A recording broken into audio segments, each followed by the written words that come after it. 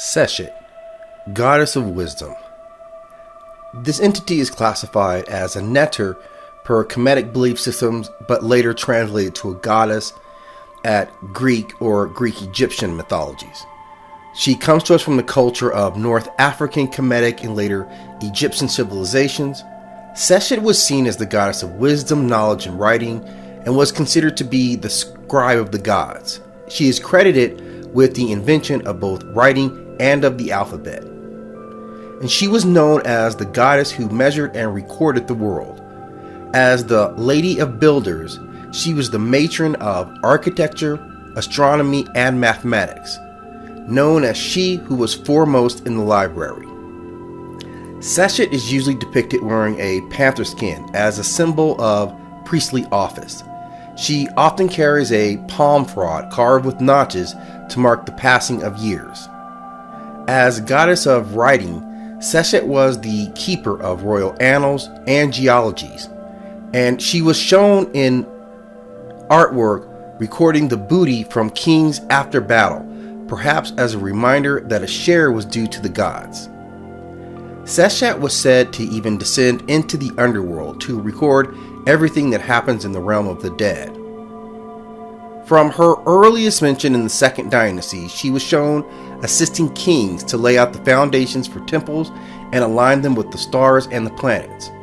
And in the divine realm, Seshat was in charge of building and the construction of mansions of the other neters or gods. She was sometimes assisted in these tasks by the gods of sight and hearing. Seshat also built mansions in the west for the fortunate dead.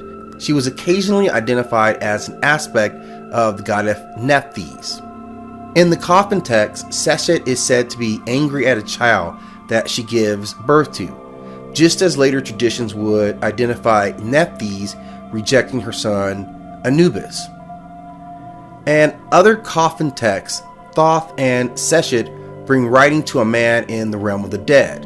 And these writings were spells that could help the dead person to vanquish terrors of the underworld and to become a more powerful spirit. She is also the sister of the lion-headed goddess Bast, and in later mythology she is said to be the scribe of Hatshepsut, the 18th dynasty female pharaoh.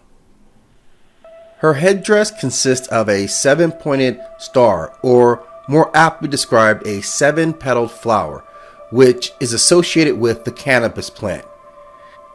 It is written that Seshat opens the door to heaven for you, and this is often translated as a reference to the psychotropic effects of the cannabis plant.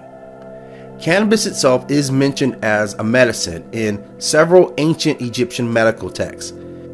Rasmussen's third papyrus, which is dated back to 1700 BCE, Eber's papyrus dated to 1600 BCE, the Berlin papyrus dated to 1300 BCE, and the Chester Beatty 6th papyrus dated to 1300 BCE. And because of this association with Seshat and the cannabis plant, there has thus been born a modern veneration of this goddess, and her worship still persists unto this day within this subculture. And it is through this association that she has earned the moniker Seshat, the Queen of Cannabis.